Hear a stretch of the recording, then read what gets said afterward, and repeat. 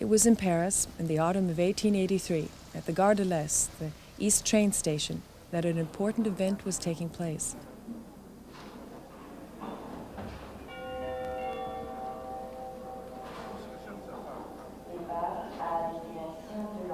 Parisians stopped for a moment in their rush. They watched a beautiful blue train being backed into one of the quays. Right from the beginning, they knew it was a special train, but they had no way of knowing that at that moment, a legend was being born. It was the inaugural run of the Compagnie Internationale des Wagons-Lits et des Grands Express Européennes. The company would come to be called Wagon-Lit, and the train, the Orient Express. In the 1870s, crossing the European continent by train was a long, arduous undertaking. It required numerous changes and custom checks, and the trains of the period were very uncomfortable. It was the dream of the Belgian, Georges Nagelmakers, to bring a transcontinental express to Europe. He'd been very impressed with the transcontinental railroad here in America and with the luxury of its Pullman cars, and so he set about to do the same thing in Europe. Well, it wasn't easy. He worked for years to acquire the track rights from the numerous monarchs of Europe, where the Orient Express would pass through many different countries. He was finally successful with the help of a family friend, King Leopold of Belgium. Leopold later became a regular passenger on the train.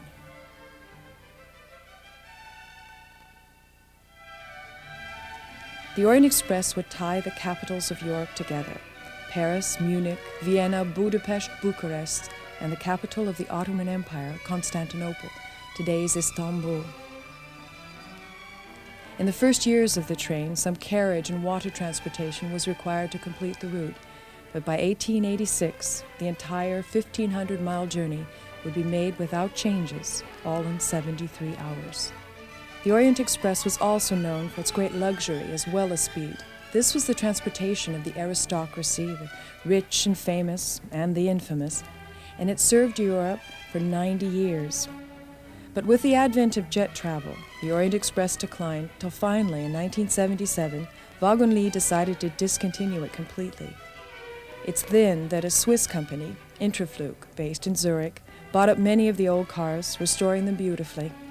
They are recreating the Orient Express.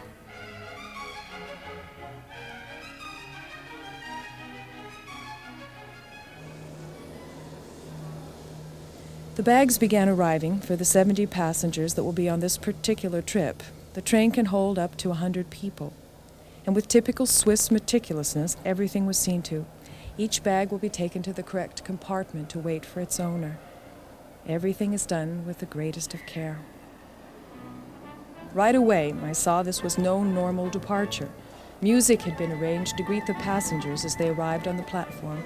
There was also going to be a lot of train buffs on board, and also a lot of Americans. The spirits were high. There were honeymoon couples and anniversary couples, and all of the passengers were experienced travelers. They'd been all over the world.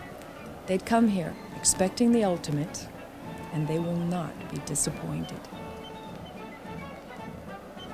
Then the call went up, "En voiture, all aboard," and we were on our way.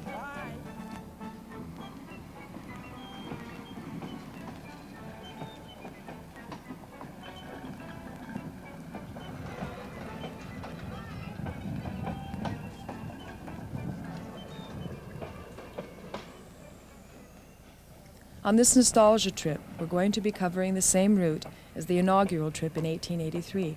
It will take us 5 days. The first part of our journey today will take us across France through the area of Champagne, to its ancient capital city of Reims, and then on this evening towards Strasbourg. On the Orient Express, compartments are comfortable, but they're decidedly short on space.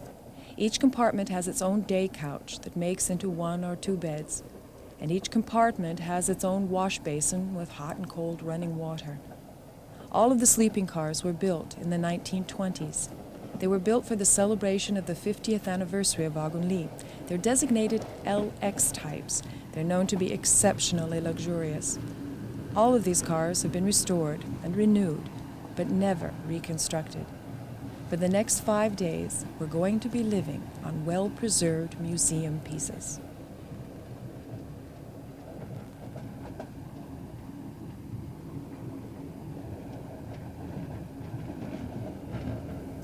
As much as possible, everything must be as it was. Out in the corridor, you'll often find one of the conductors sitting at his desk in case a passenger should want for anything. Within half an hour, everybody had finished unpacking, so we gathered in the bar car. It was a chance to get to know our fellow travelers, and already the Orient Express was spinning and weaving her spell that would bond us all together.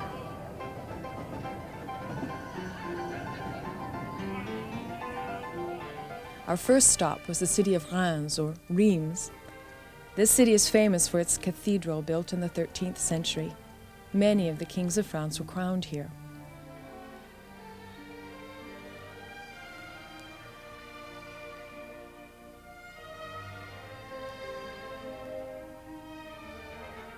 Reims is also famous for the making and distribution of champagne wine. There was an invitation for the passengers to meet at Moomin Company, one of Champagne's great vintners. We got to see the making of champagne, including a demonstration of dégorgement, taking of sediment out of the champagne bottle, also a demonstration of how much pressure is in that bottle. Next, we tasted some of the new wine, discussed it with its creator, and then we were ushered into another cellar where we were treated to a 4-course luncheon, each course accompanied with a different champagne.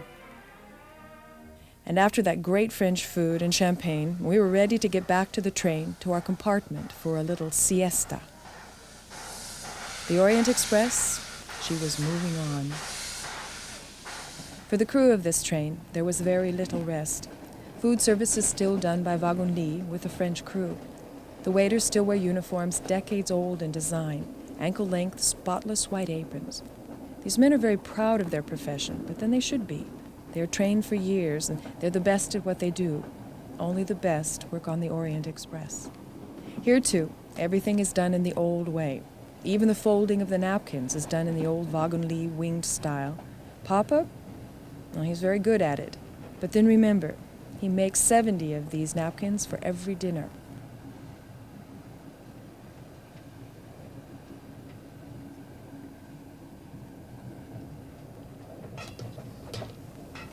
Under swinging, banging copper pots, the kitchen crew is equally as amazing.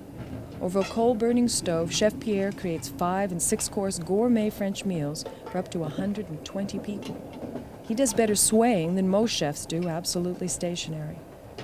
On the old Orient Express, you could have ordered anything you liked. Nothing was thought too extreme. But on this nostalgia trip, it's a fixed menu, but still extravagant.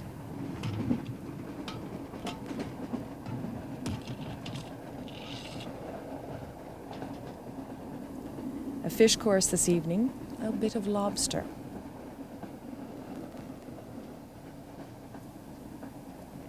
These dining cars were also built in the 1920s, and they were decorated in Paris by René Lalique.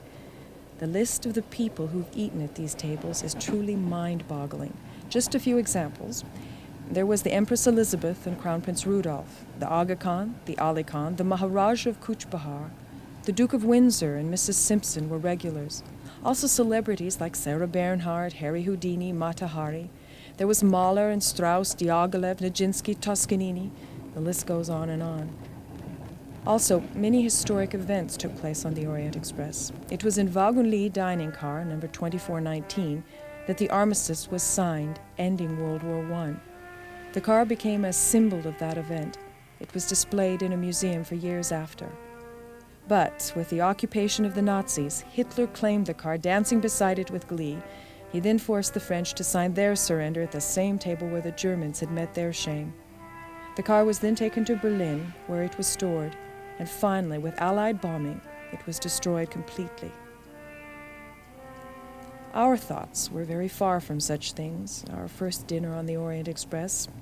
You'd be amazed how easy it is to just slip into the customs of royalty. While we dined, the conductors were hard at work. They must convert the compartments over for the night. It all must be done at high speed. Everything must be completed before the passengers return. They must never see any work taking place. It must all appear as though it's been done by magic. On the old Orient Express, the conductor was absolute master of his car. Proud professionals, these men were required to speak at least 3 languages. They were well versed in first aid and very accustomed to the habits of kings and eccentric rich. Their responsibilities were many, and some of them took on international proportions. When 4-year-old Crown Prince Boris of Bulgaria was misbehaving, one conductor even had the responsibility of spanking his royal posterior. There are many conductors' legends that have been handed down. My favorite happened back in 1886. It was January, exactly 2:32 a.m., that a scream cut through the Orient Express. The door of compartment 7 burst open, and its occupant, Basil Zaharov, the armaments king, found a hysterical Dona Maria at his feet. She'd fled from her husband, the Duke of Marchena, who was mad and had tried to murder her on their wedding night. And so Zaharov took Maria in, and thus began a 40-year liaison. The Duke was committed to a sanitarium, and Maria and Zaharov were never apart from that night on. Always they rode on the Orient Express, he in compartment 7, she in compartment 8. They were finally married 38 years later, upon the death of the Duke. They rode the Orient Express through their honeymoon. This time they could share the same compartment. And Zaharov gave Maria, as a wedding present, the Casino of Monte Carlo. Tragically, Maria died 18 months after the wedding. Zaharov was desolate. He rode the Orient Express one more time, then he never took the train again. After Maria's death, Zaharov became a recluse. He died many years later. The night after his death, his loyal bodyguard boarded the Orient Express, taking compartment 7. At exactly 2:32 a.m., at the exact spot on the tracks where the two lovers had met, the bodyguard carried out Zaharov's dying wish. He tore into pieces the photograph of Maria that Zaharov had carried in his wallet for 47 years. He then opened the window, and he threw the pieces to the night. The circle was completed. Work begins early on the Orient Express. 5 o'clock, the conductors are up. They must light the coal stoves at the end of each sleeping car. This heats the water that flows into each compartment, for the passengers must always have hot water and warmth. By 8 o'clock, the conductor is gently tapping at the doors, waking each passenger in their particular language. There is nothing quite so wonderful as sleeping on a train. Although making ready for the day has its challenges, these compartments are cozy. It gives a couple a chance to get really close.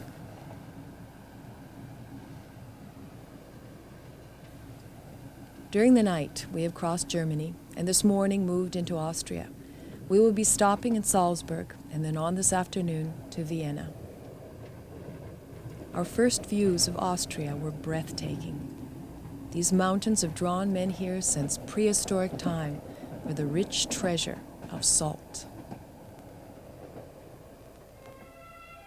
We stopped in Salzburg for several hours, and I had a chance to get out and look around.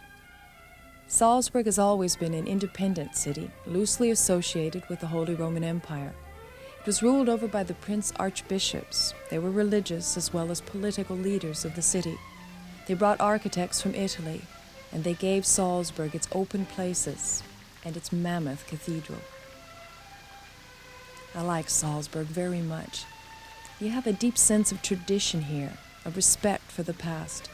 Really, I found this true all through Austria. You'll often see women wearing the Trachten, the dirndl skirts of the region. It's not a special day. They frequently wear these dresses. The Getreidegasse is the main street of the old city. It's always filled with shoppers. And it's on this street, in 1756, in the old yellow house, that Mozart was born. He called this place home for the first 26 years of his short life, and his influence is still very much felt in Salzburg today. It was time for us to be getting back to the train. The Orient Express was moving on. In each car of the Orient Express, there are always fresh flowers that are replaced every day, and lunch is only slightly less spectacular than dinner. Between each course, Pierre would parade through with coming delights. Today, duck in orange sauce. The waiters sway gracefully with the train. I never saw them spill a drop. We're beginning to wind right along the shore of the Danube. Lots of time to linger over lunch, talk with new friends.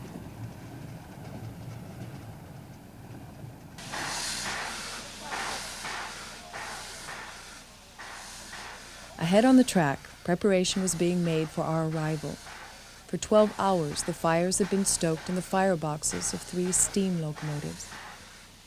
These locomotives were built in the 1940s, and they're owned by a private collector in Vienna. Normally, they stay in this yard for derelict cars, but today they have been painted, polished, and made ready, for they will pull the Orient Express. Our meeting place was the city of St. Pölten. It was here that the Orient Express was attached to the first 2 of the steam locomotives. They have a different coupling system here. Everything is done with magnets. It was here I finally met the Swiss owner of the Orient Express, Albie Glatt. With him was Edmund Brenner, the Austrian owner of the steam locomotives. This is a special breed of man. Training is in their blood. They have been planning this event for months, and they asked me if I would like to come along for some line sighting. Well, I had no idea what that was, but I said, of course. We rushed outside of the city just in time to watch the Orient Express pulling out of the station.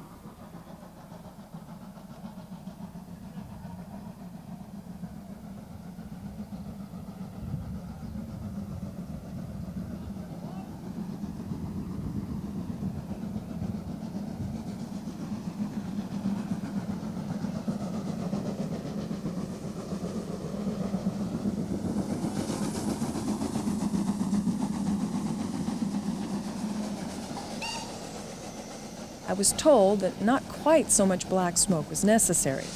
The engineers were showing off.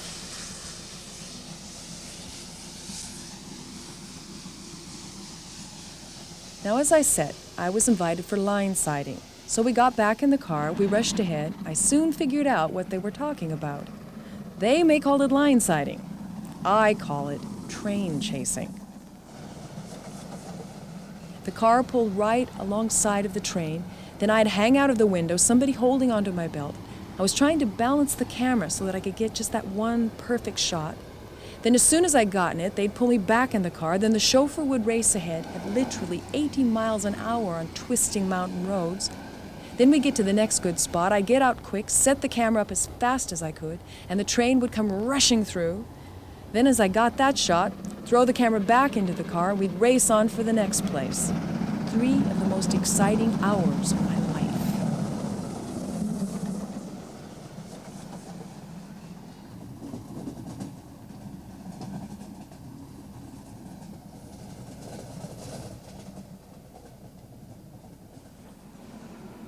The Orient Express finally made a stop to pick up a 3rd steam locomotive.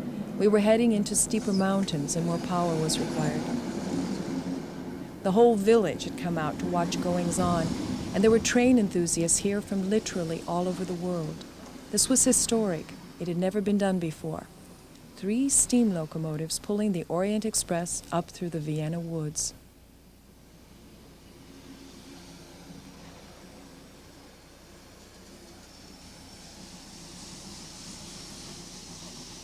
Some of the passengers had special permission to ride up with the engineer, a great honor. Albie Glatt was like a proud father. He is the one that has insisted on the Orient Express being preserved so perfectly. Yes, he's eccentric, and he loves trains.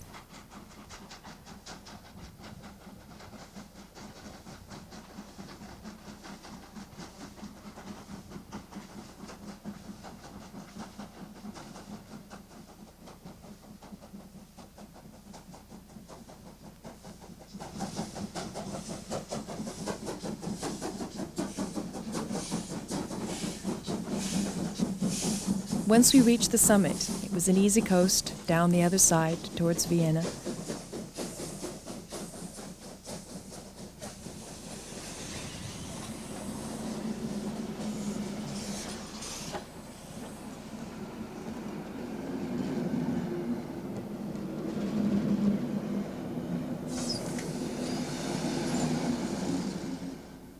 A wise old Viennese friend of mine told me once that it would take a lifetime to understand the spirit of this city. Well, we only have one afternoon, but we're going to do our best. Vienna, the heart of the old Austro-Hungarian Empire.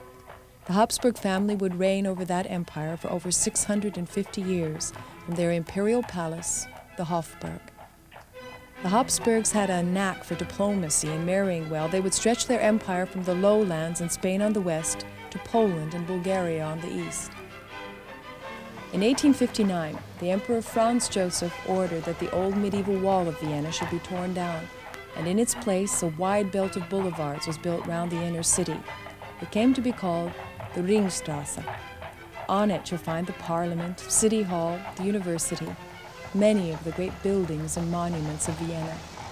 The Ringstrasse is a great place to take a stroll on a warm summer afternoon. Walk over to the Vienna Opera House. This was the first building completed on the Ringstrasse, and this opera has maintained a caliber of excellence equaled by few places on earth. Music is an important basic in Viennese life, and Vienna has drawn musical greats for centuries. Mozart, Beethoven, Schubert, Brahms, Strauss, just to name a few. The street is also the demarcation line, the place where the Turkish army was finally defeated and turned into retreat, thus saving Vienna and Western Europe from the Ottoman Empire.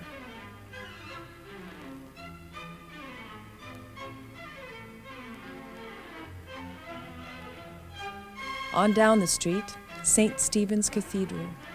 This cathedral was built in the 12th century, although it was damaged badly in the last war, and much of this is reconstruction.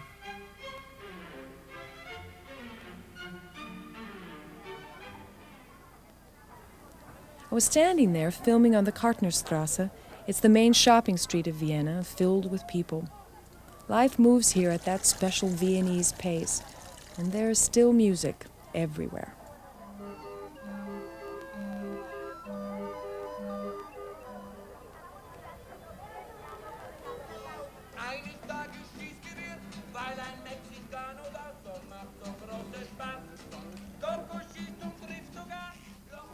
Also in the inner city is the Hotel Sacher. It is world famous. Over 150 years ago, Franz Sacher had a brilliant idea of combining chocolate cake, apricot preserves, and bittersweet chocolate icing. He called it the Sacher Torte. It made him rich, and it made him famous. In fact, the torte is really the reason for the hotel. You can't come to Vienna without having a slice. They make 1,500 of these torte every day. 75,000 are shipped around the world each year.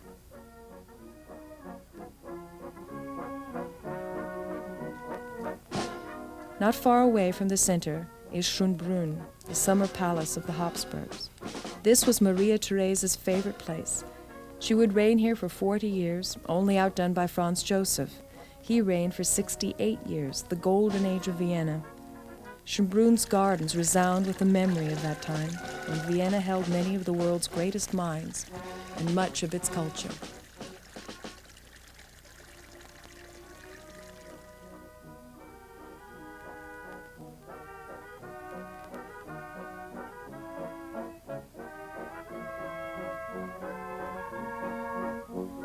Schönbrunn means beautiful brook, beautiful spring or source. They say that in the 18th century, the Emperor Matthias was riding his horse one day. He found a spring bubbling out of the hill. So he ordered that a palace should be built on that spot, and so it was done. To this day, you can drink the clear water from that spring he found centuries ago.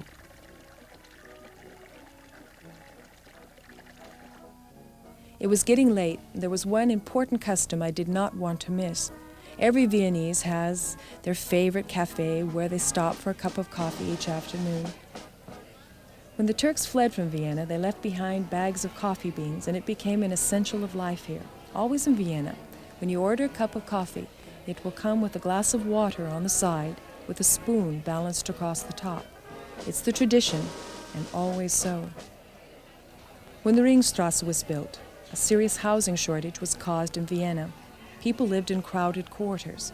So it became the custom to come to the cafe, order one cup of coffee, and then you could read the newspaper, or your favorite book, or sit and talk with your friends for hours. You never had to order anything else. Well, the tradition lasts until this day, although now they're finding that the government is having to subsidize the cafes. The sun was getting low. It had been a long day, but it wasn't finished yet. We all rushed back to the train. Everyone took a quick shower, dressed in their finest, for we had an invitation for dinner.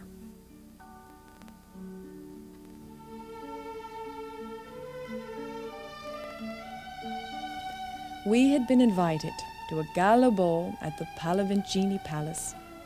This palace was built in the 18th century. It's still privately owned by the Pallavicini family.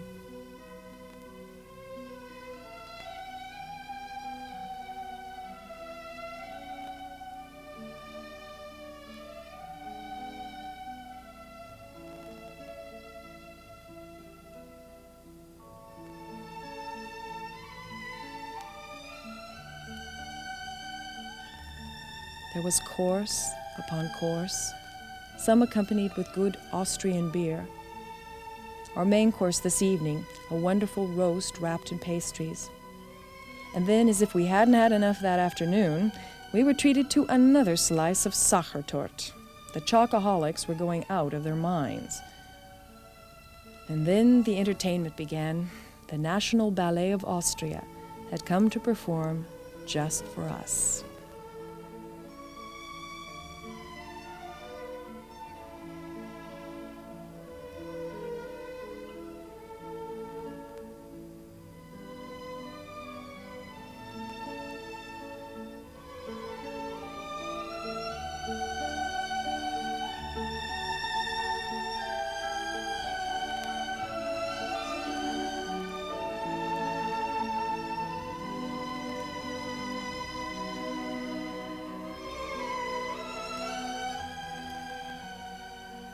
Then the call went up.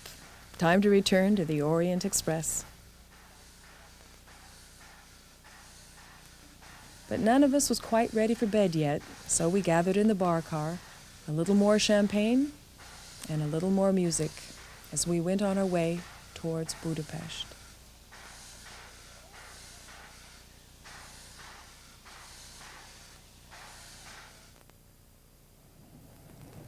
On the third day, I woke to the soft rolling hills of Hungary.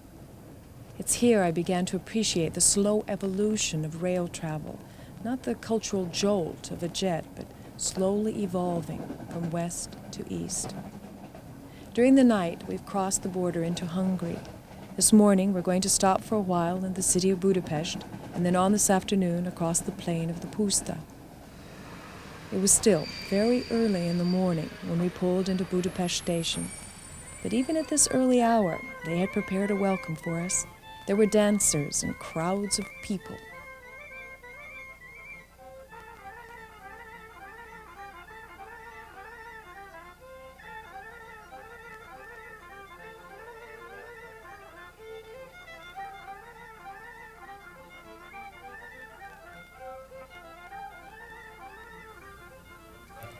Budapest lies on the Danube.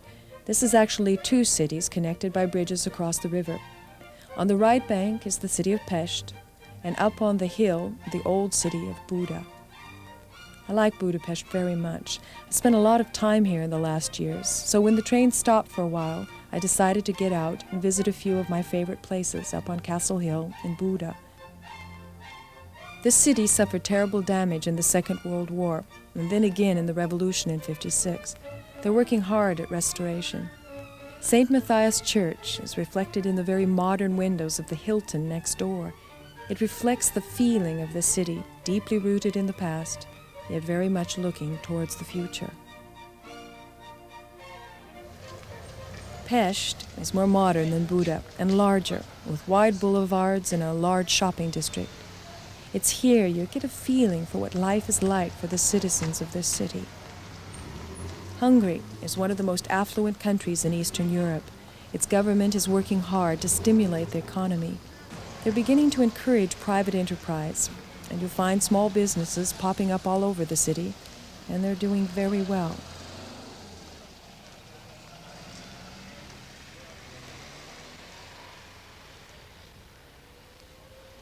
I was especially impressed with the produce stands that you'll find right on the street. Always you'll see paprika. It's an Hungarian staple. While the passengers were doing sightseeing back at the station, the Orient Express was receiving her daily bath. She must be washed and then polished and her tanks filled with water. These men are very careful. They really do love this train. They know she is unique in all the world. The railroad is the main means of transportation in Eastern Europe, so you find the stations crowded with people. One of my favorite pastimes on this trip was watching the people watch the train. At each station, the clothes were a bit different, but always they would promenade past looking at this apparition from long ago. I was especially interested in the fellow in the gray sweater.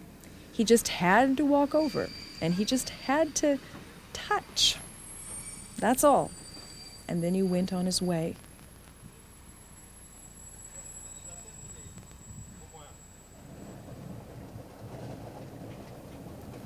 Soon we were on our way too, out of Budapest, and heaven forbid we should go for even a few hours without food. Lunch was served. But this time we were serenaded by gypsy minstrels.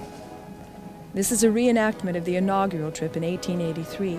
It's then that gypsies boarded the train and serenaded the passengers all the way through Hungary.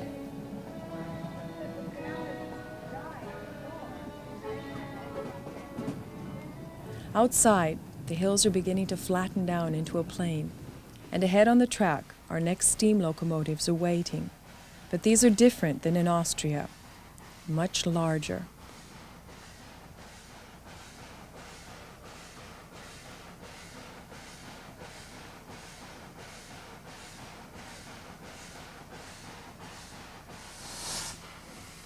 The Hungarian Railroad is in the final stages of converting over to diesel and electric power, although steam is still occasionally used for freight trains.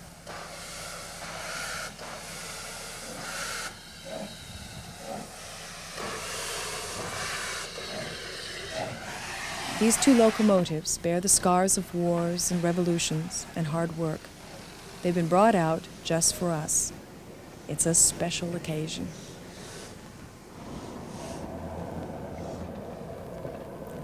Now, stretching in all directions around us, absolutely flat, the plain of the Puszta.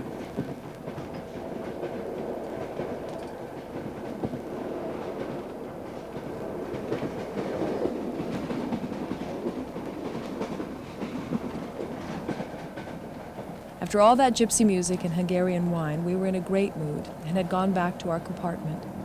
I was sitting there looking out the window, and then suddenly, riding up beside us, were Hungarian horsemen. They had bandanas pulled around their faces and they were cracking bullwhips over their heads. We were in the middle of absolutely nowhere, yet the train slowed and then stopped, and then they began carrying away the women. Then they began loading them onto a wagon. Western Europe was a big problem for the Orient Express in the early days. Hijackings were a constant threat. Of course, we're in absolutely no danger as we watch some of our passengers riding away with these complete strangers.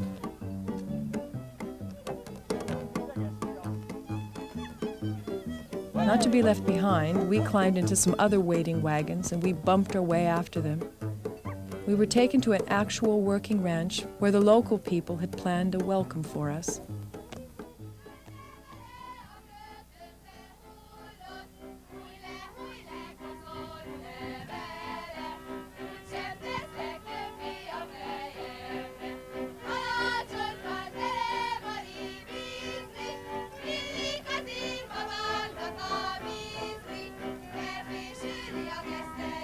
The Puszta is known for its fine horses, and some of the men showed off their equestrian skills.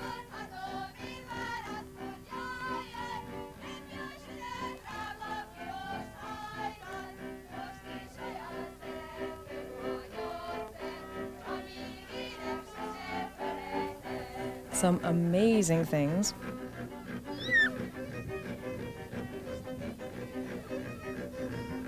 Although there were those that were totally unimpressed. Then they couldn't resist. They herded up some of the younger horses, and they began to circle them around us in great clouds of dust.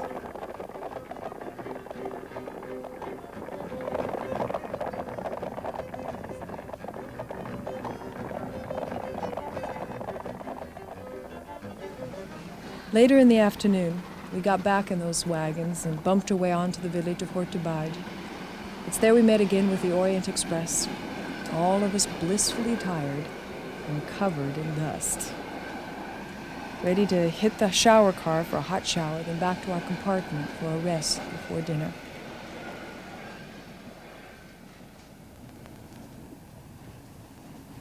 This is one of my favorite times on the Orient Express. The landscape washed golden in the setting sun.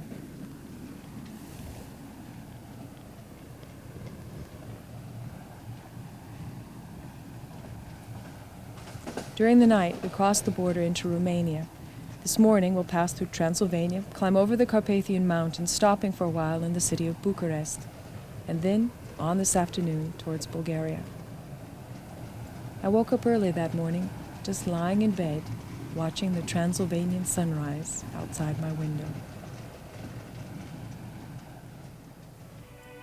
Sighișoara sits high atop one of the hills of the Transylvanian Alps, and for me, this is a place where time has stopped. It was here in Sighișoara in the 15th century that Prince Vlad Dracul was born. He came to be called Vlad the Impaler because of a nasty habit of impaling his enemies on stakes. In the 19th century in England, Bram Stoker read the story of Vlad. He then concocted the tale of Dracula after him. Stoker had never been to Romania. The story has almost nothing to do with the original character. Yet the local people have come to tell the legend of Dracula. They told me, it's just good for tourism. Transylvania. Here horse carts are more common than cars. There's an atmosphere, a spirit that's difficult to describe, but the spell of it lingers over me even today.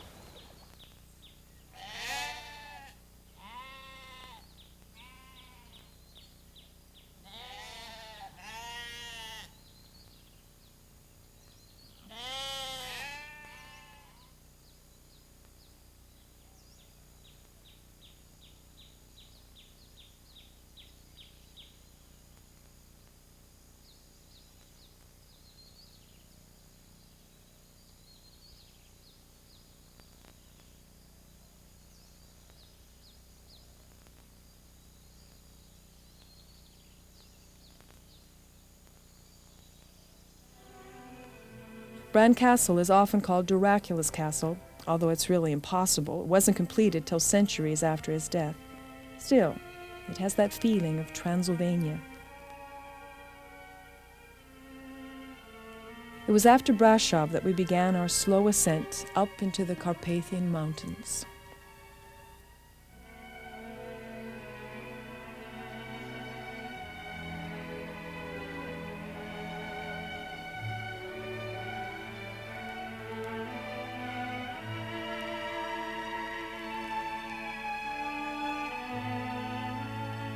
The aristocracy of Europe considered the Orient Express its personal means of transportation. They really took it for granted. King Carol II of Romania would fly into exile aboard the Orient Express, carrying the bare minimums of hasty travel, his mistress Lupeshka, and 200 bags.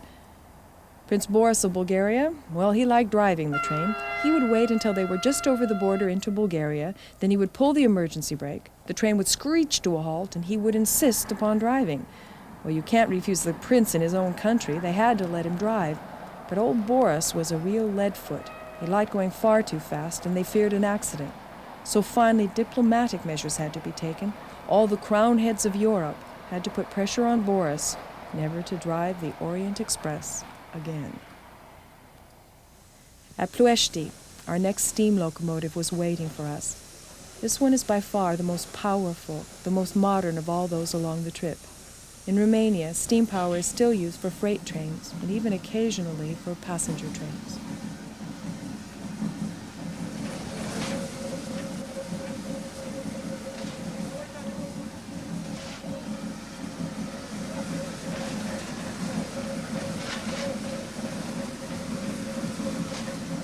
We're now crossing the flat, fertile plain that surrounds the city of Bucharest. Bucharest is the capital of Romania, and I've got to admit, when I got here, I was really surprised. It wasn't at all what I'd expected. It's a very modern city, wide boulevards and tall, modern apartment complexes. I love the hodgepodge of the architecture of the city. You could see the influence of all the invading cultures that have swept across Romania through the centuries.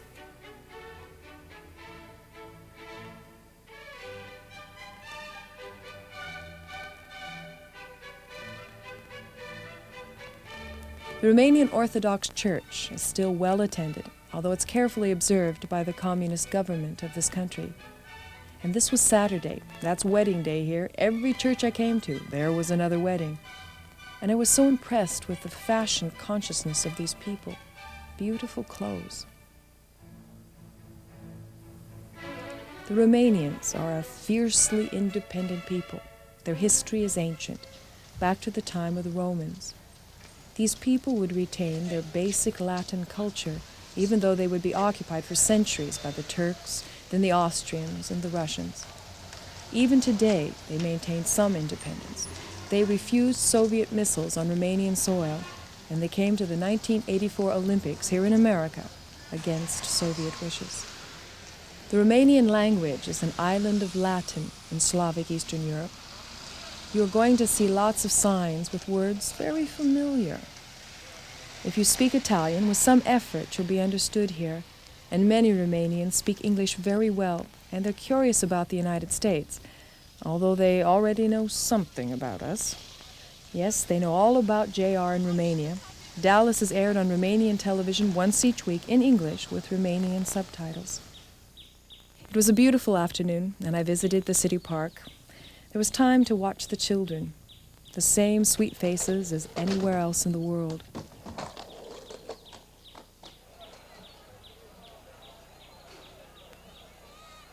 I like these people. They had made me feel welcome, and I know I will return. But for now, the Orient Express was moving on. By this fourth afternoon, we'd all grown accustomed to the lifestyle of the Orient Express. We all had our ways to pass the time.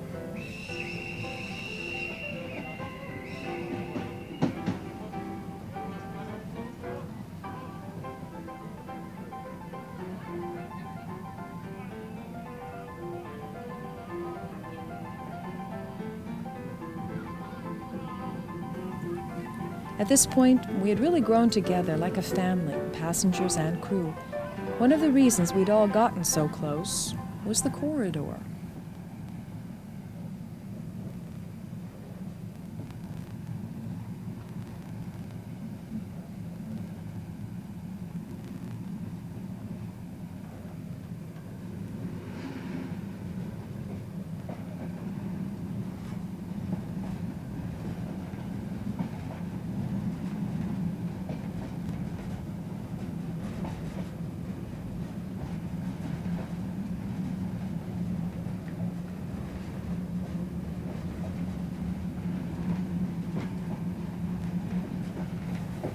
I walked back to the last car of the train, watched the rails pass below us.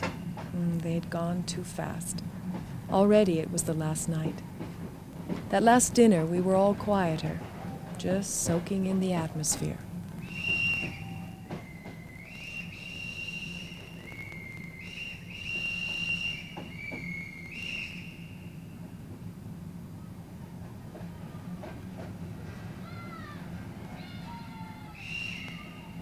That night, we crossed Bulgaria, and the next morning we entered Turkey.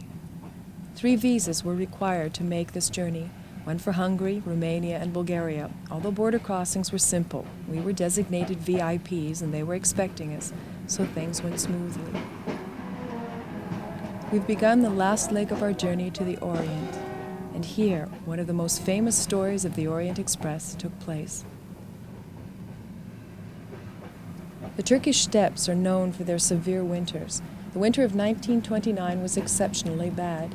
It was in this area, about 7 hours short of Istanbul, that the Orient Express was forced to a stop and then completely buried in snow. For 3 days, the passengers and crew lived buried alive.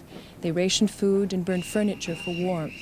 But with no rescue in sight, they saw they had no choice, and they began to tunnel out. It took 2 more days and a lot of frostbitten fingers. Then several crew members waded through chest-deep snow to a village where they bartered for meager food.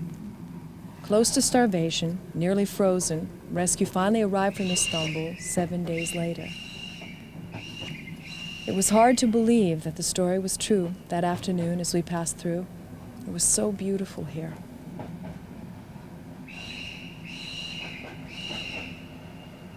It's in this area I began to feel most like a time traveler. Whole villages would come out just to watch our passing, and the scenes outside the window, it could have been 100 years ago.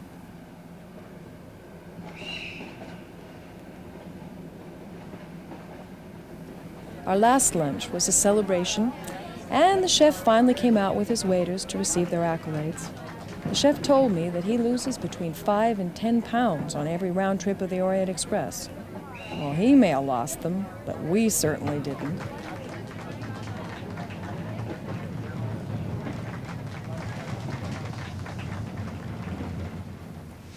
As we neared Istanbul, the rain began to fall. As we passed the Sea of Marmara, people looked up to watch this phantom blue train pass. It used to take 73 hours to cover the distance between Paris and Istanbul. On this nostalgia trip, it has taken us 5 days, and we have arrived.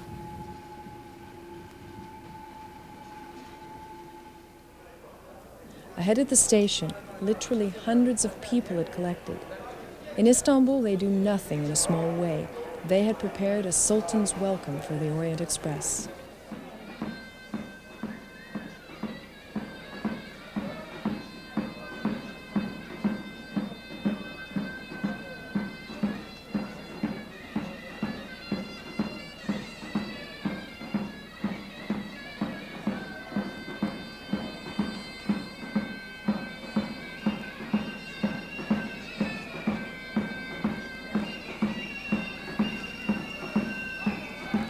Then it was time to leave the Orient Express.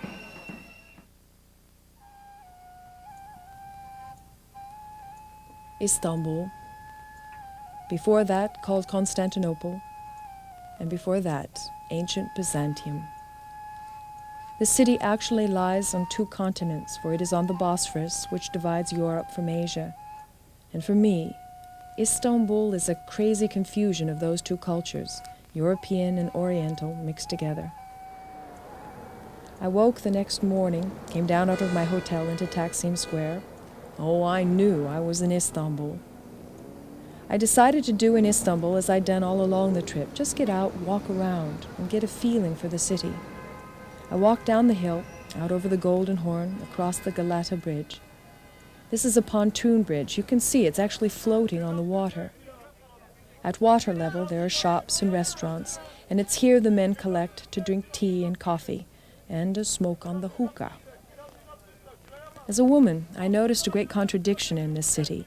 In public places like this, you really don't see that many women. Yet during my work, I was constantly meeting Turkish women in high positions of authority in business and in the government. I was told this dates back to the time of the Sultan, when the Sultan's wife and high-born women had great power and influence, although the more common women generally stayed behind the scenes. On the other side of the Galata Bridge is Old Istanbul. It's here I felt most like I'd arrived in the Orient. You walk over to the spice market, the noise, the confusion, and lots of people.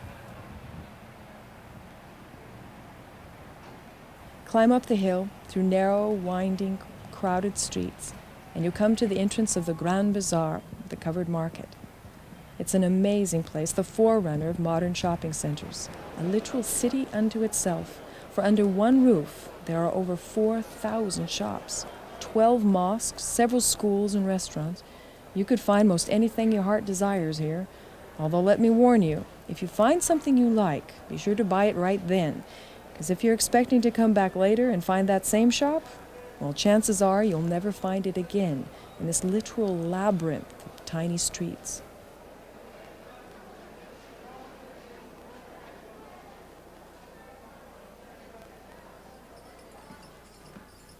I climbed up on the hill.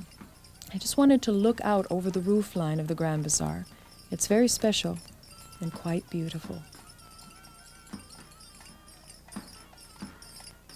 The history of Istanbul is ancient. We know there was a culture on this spot as far back as the 13th century BC.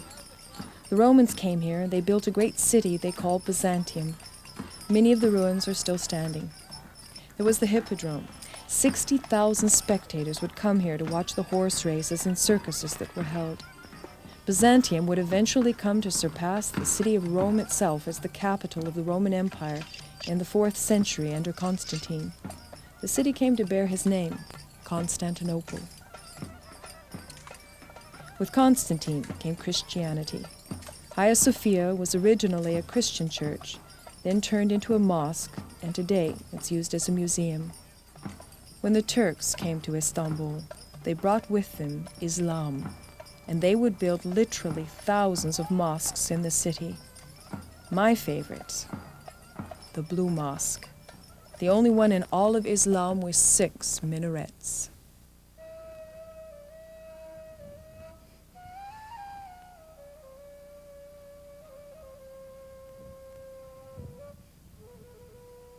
This mosque derives its name from the blue color of its many stained glass windows and tiles.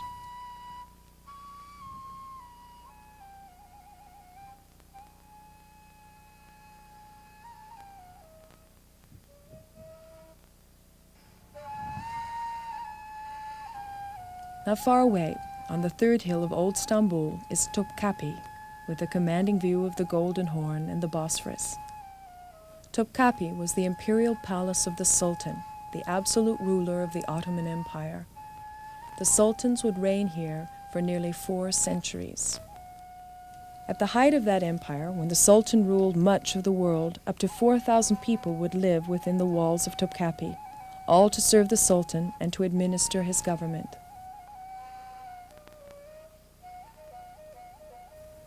My favorite part of Topkapi is the harem. In its 400 rooms, the Sultan's many wives would live, with their children, always carefully watched by the black eunuchs. It is said that one of the sultans had over 700 wives and concubines.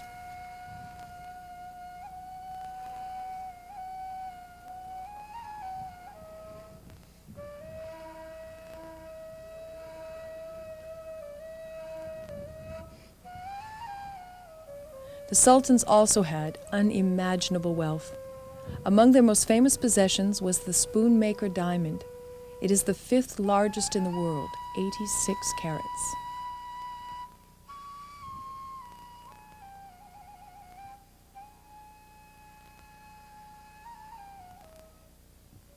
When the railroad arrived in Istanbul in the 1880s, they decided to lay the tracks right through the wall of the palace itself. It's on these tracks that the Orient Express arrived for most of its years of service into Istanbul. When a passenger arrived on the Orient Express, they would most certainly come to stay at the Pera Palace Hotel. This was the place in Istanbul. The Pera Palace was a grand hotel in the European style, although certainly decorated very orientally. Today, well, the Pera Palace is not what it once was, but still, you get a feeling for that time. Many famous people stayed here, but there are 2 in particular that we need to speak about. On the 2nd floor, one of the suites has been turned into a museum to Ataturk. Ataturk is called the father of the Turkish Republic. He's dearly loved by the people of this country. He would literally wrench Turkey into the modern Western world within 1 decade. He changed the system of writing from Arabic. He made every person in this country choose a last name. They'd never had that before. He also made it illegal for women to wear the veil and for men to wear the fez. Well, no self-respecting Turk at that time would go without a fez or a hat on his head. So an emergency run of the Orient Express was organized. At every stop the train made in Europe, they bought up every possible hat they could find, stuffing them into the compartments, racing them onto Istanbul to save all the bare-headed Turks.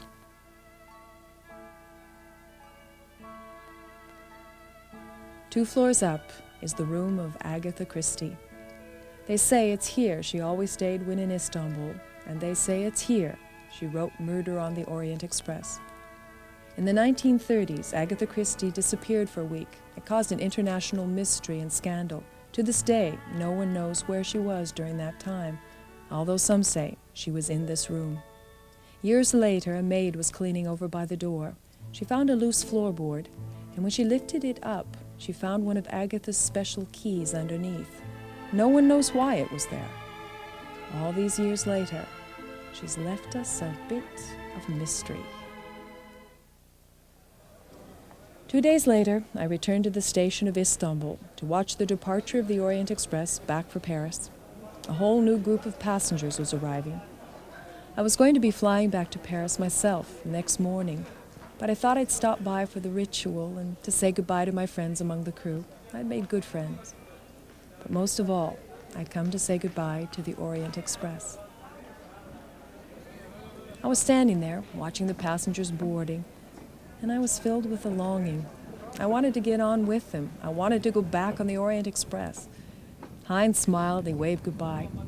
I could hear the sound of the weight of the train beginning to move on the rails and smell the smoke from the locomotive. I was like a little child left behind by some wonderful parade. I'd been over, under, and through every inch of that train. For 5 days I've lived on the energy that bumped and clacked and rolled through all the old cars. An important part of my life was tied up with the Orient Express. And if it's possible to fall in love with wood and steel and glass, then I am so afflicted, for I do love the Orient Express. In 1977, the Orient Express made her last run from Paris to Istanbul. A shadow of her former self, ugly, dirty, and uncared for, really no more than a second-class stop train. She had been murdered by the advent of jet travel. The Orient Express was finished. Because of the love of a few dedicated people, she's been reborn, so that an old time, a style would not be forgotten. So for a few days, we could experience what it was like to ride on the Orient Express.